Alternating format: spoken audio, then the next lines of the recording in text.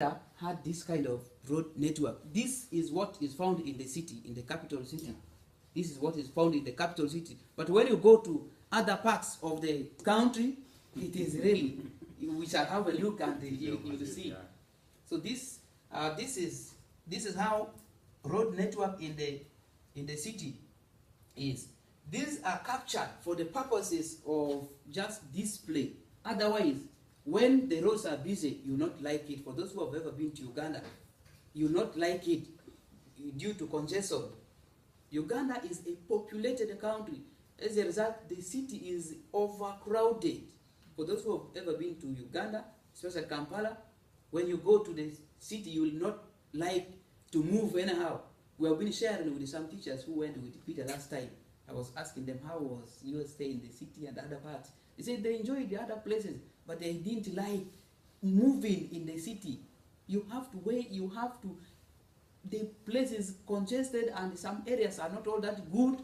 Anything that you look at, it is a bit crazy about a city. Moving on, those were the road systems in the urban areas. Now when you go to the rural areas, it is a challenge. It is a challenge. This is how one has to struggle. These are roads. These are public roads that people use. Whether you have a vehicle or you don't have, you must suffer. That is how roads in the rural areas look like. This side, this one, picture A, this is when it rains. This is what you have to go through. And there are some beautiful, there are some tourist attraction centers in some of these hidden areas. But for tourists to go that way, it is also another challenge. Then in this picture, you see how people struggle. These are vehicles, like this one here, this is a vehicle transporting people. Many people in Uganda cannot drive vehicles. They don't have vehicles. Vehicles are only for a specific class of people. Those who have money. Those who have money can buy. Yeah.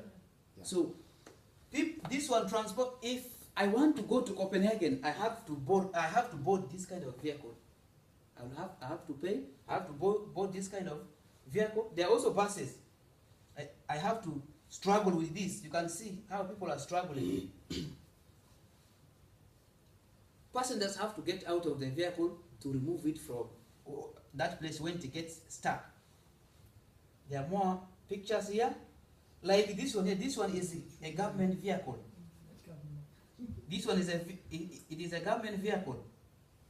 When you see people who are removing their vehicle from that mud, they are those who are putting on yellow. These are prisoners, people in prison. Oh. So since it is a government vehicle, when it gets stuck, they will have to look for ways. The only option is to go and bring those who are suffering in the prison to come and remove it. Now they are struggling. You have to remove it. It is part of your work as a prisoner.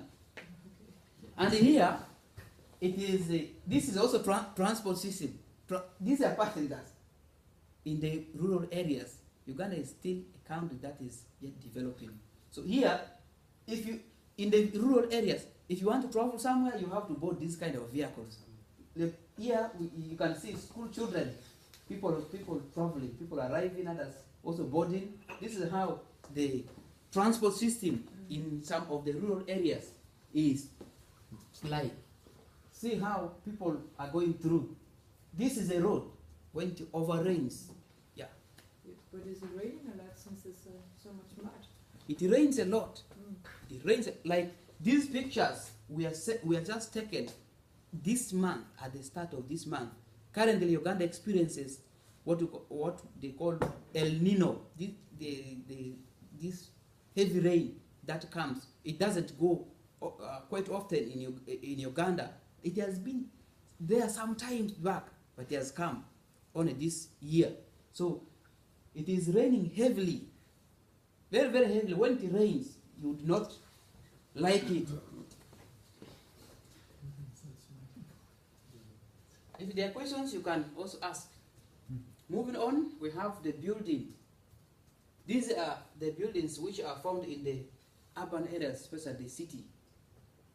they are for those who have money, especially in Uganda. People who have money are the businessmen and those in the government sector, those who work in the government sector, especially those ones up there.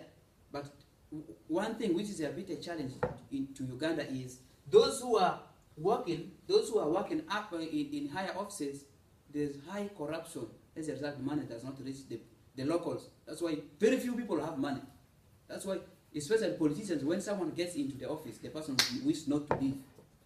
But now the poor suffers continuously.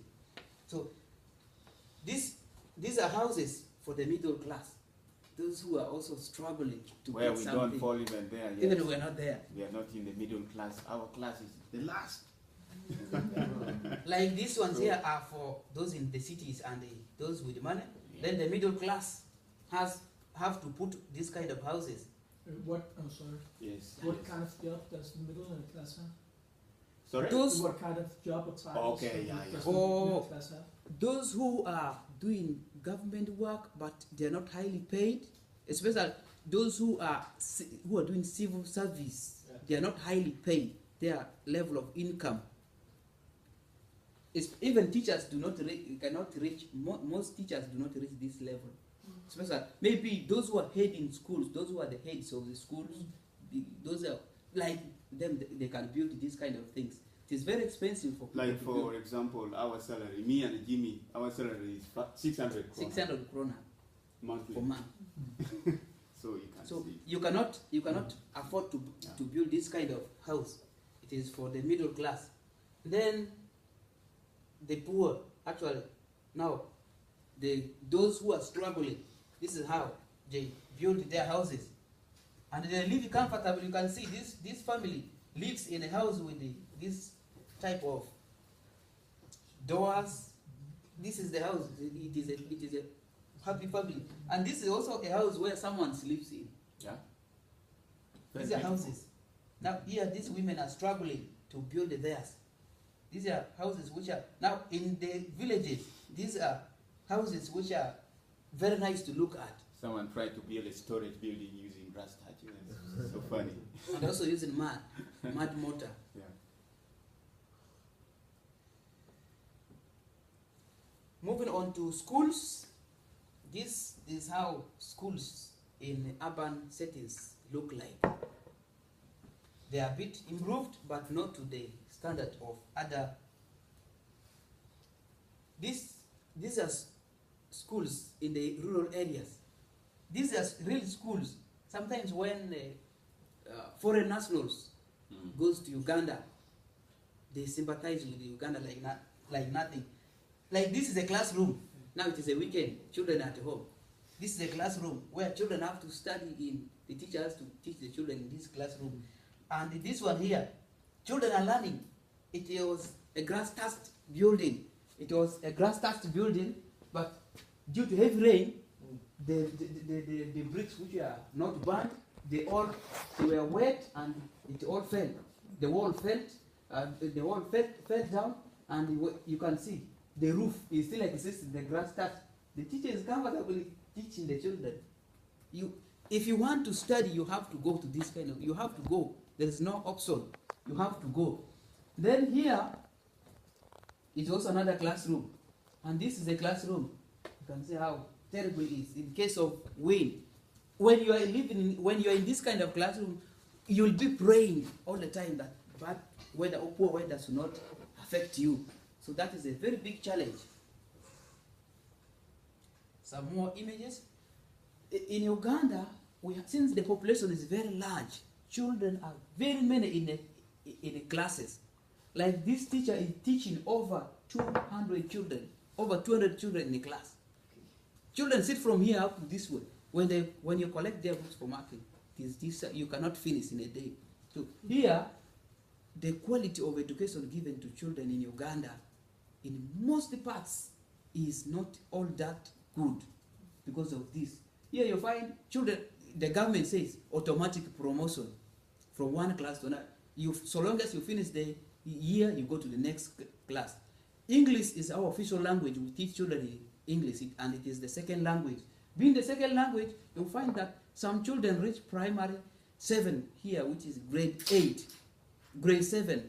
They reach that grade when they cannot speak good English, which is of course the basic language that is used. They cannot speak good English because of this now. Oh, this number is too large. This is what people have to go through. Like in some schools, since children are too many in the class, you have to remove some, you teach them under trace. This is what people do in some schools in Uganda. Now moving on, still under infrastructural issues, we have also issues to do with water. There are challenges in the government is unable to provide safe water for all the areas.